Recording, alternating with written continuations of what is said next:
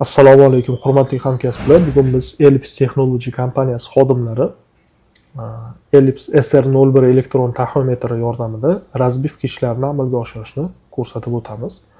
Buning uchun elektron taxometrimiz ishchi holatga keltirilgan, ya'ni ustanovka stansiya qilingan holatda bo'lishi kerak. Hamda o'sha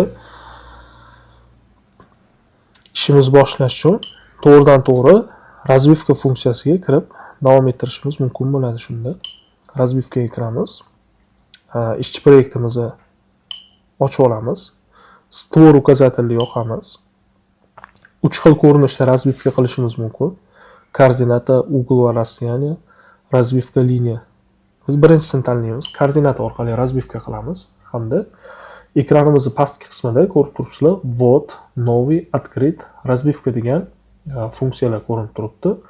Vvod tugmasini bosishimiz orqali biz to'g'ridan-to'g'ri o'sha dala sharoitida koordinatalarimizni shu joyda kirgizib turib, saqlaymiz qilmasdan turib koordinata orqali razbivka qilishimiz mumkin bo'ladi. Новый tugmasini bosishimiz orqali o'sha proyektimizga nuqtalarimizni koordinatasini kirgizib, saqlanib qilgan holatda razbivka qilishimiz mumkin bo'ladi. Открыть tugmasini bosishimiz orqali o'sha elektron taxometrimizning xotirasida bo'lgan koordinatalarni razbivka qilishimiz mumkin bo'ladi. Va открыть tugmasini bosaman, proyektni ochib olaman hamda o'zimga kerakli bo'lgan koordinatani tanlab olaman. Mana misol uchun mana bor koordinatalardan 3-reperimizning koordinatasini tanlayman. OK tugmasini bosaman. Vысота отражательni kirgizib qo'yishimiz kerak bo'ladi. Отражатель balandligi. Agar bez отражательный rejimda ishlayotgan bo'lsak, kirgizishimiz shart emas, 0 qolaveradi. Endi bu yerda razbivka tugmasini bosaman. Razbivkani bosganimizda mana bizda elektron taxometr qaysi holatda nuqtamizga nisbatan qaysi holatda turganini ko'rsatadi. Ya'ni gorizontal kurugni, direksion uglni hamda расстояниеni ko'rsatib turibdi. Biz gorizontal kurugni shu elektron taxometrimizni gorizontal kurug bo'yicha o'zgarishiga qarab turib surib borishimiz mumkin bo'ladi.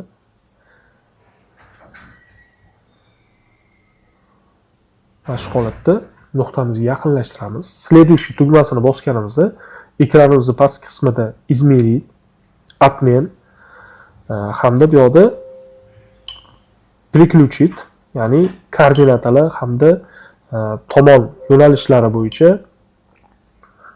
hamda расстояниелар bo'yicha bizga ekranimizda o'sha nuqtamizni joylashuvini ko'rsatib turadi, koordinatasini joylashuvini. O'zimizga qulay holatda qo'yib olib, mana misol uchun men Seri Vostok qismiga o'tkazib, переключить qismidan sozlab oldim hamda измерить tugmasini bossam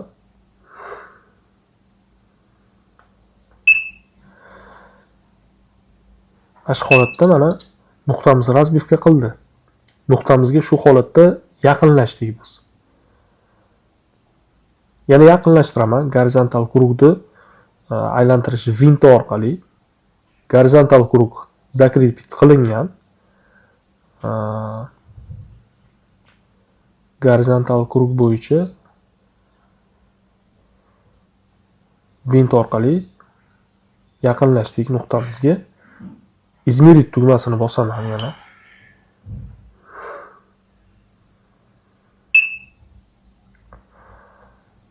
Mana shu holatda razbivka qildik. Endi переключить orqali biz o'zgartirishimiz mumkin bo'ladi. Mana koordinatamizni to'g'ridan-to'g'ri solishtirib olishimiz mumkin bo'ladi. Yo'lda mana shu holatda. Agar bizni dopuskimizga to'g'ri kelsa, elektron taxometrimizning ekranida ko'rsatilgan raqamlar, o'lchovlar bizni dopuskimizga to'g'ri kelsa, следующий точкani bosamiz hamda yana открыть tugmasini bosish orqali keyingi nuqtalarimizni tanlab razbivka qilishimiz mumkin bo'ladi. E'tiboringiz uchun rahmat, sog' bo'linglar.